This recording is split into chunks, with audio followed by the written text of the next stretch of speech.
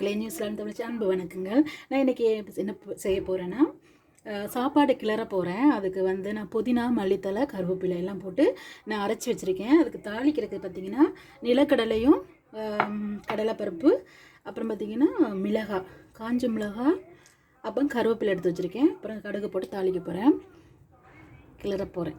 Rice பார்த்திங்கன்னா அடுப்பு on பண்ணிக்கிட்டு நான் ஹீட் பண்ணிக்கிறேன்.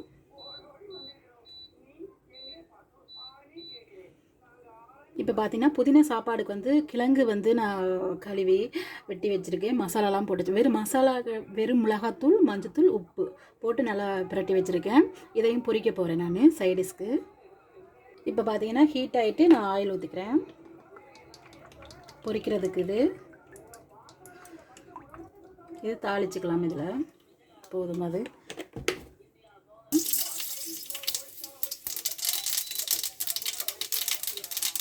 எல்லாம் போட்டுக்கலாம். கிண்டி விட்டுக்குவேன்.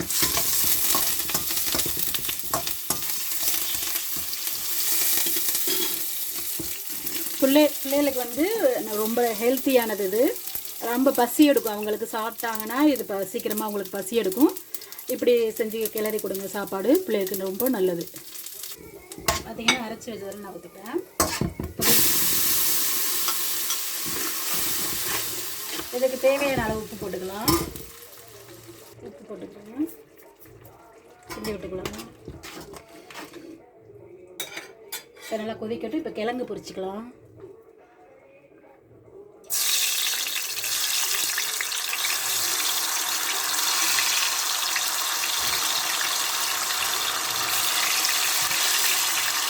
எல்லா கிழங்கும் இப்படி பொரிச்சிக்கலாம். கிழங்கு வந்து சூப்பராக பொரிஞ்சு வருது. நல்லா பொரியட்டும். சாப்பாடு கிளறிக்கலாம். நல்லா கொதிச்சிருச்சு பாருங்க, சூப்பராக பொரிஞ்சு வந்துருக்கு. நான் அதுக்குள்ளே கிழங்கு நல்லா பொரிஞ்சிருச்சு. நம்ம கிழங்கு எடுத்துகிட்டு அதுக்கப்புறம் சாப்பாடு கிளறிக்கலாம். கிழங்கு நல்லா பொரிஞ்சிருச்சு. விட்டோம்னா அப்புறம் கை போயிடும், நிறம் மாறி போயிடும், சாப்பிட முடியாது.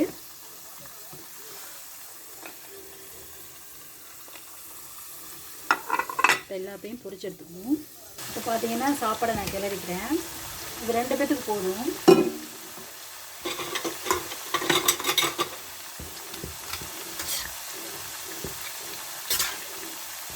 நல்ல சத்தானது, பிள்ளைகளுக்கு கொடுக்குறது ரொம்ப நல்லது. பசி எடுக்கும் சாப்பிட்டா. நல்லா கிளறிக்கிறோம். இப்போ பார்த்தீங்கன்னா புதினா சாப்பாடு வந்து நல்லா கிளறிட்டேன். இதில் கொஞ்சம் நான் லெமன் விட்டுக்கிறேன். லெமன் விட்டால் கொஞ்சம் நல்லாயிருக்கும். டேஸ்டியான புதினா சாப்பாடு டேஸ்ட்டாக இருக்கும். இதில் புளியும் போட்டிருக்கேன், ஆனால் கொஞ்சமாக தான் போட்டிருக்கேன். நம்ம லெமன் விட்டுக்கிறோம். இது போதும். ரொம்ப டேஸ்டியாக இருக்கும் இந்த புதினா சாப்பாடு. நம்ம புதினா சாப்பாடு கிளறி ஆயிடுச்சு. இப்போ வந்து கிழங்கு எல்லாத்தையும் பொரிச்சு எடுத்துக்கலாம். இப்போ வந்து சாப்பாடு வந்து இந்த மகனை போட்டு கொடுத்துட்றேன். ரெடி ஆயிடுச்சு. அப்புறம் கிழங்கு வச்சு கிளறின சாப்பாடை கொடுத்துடலாம்.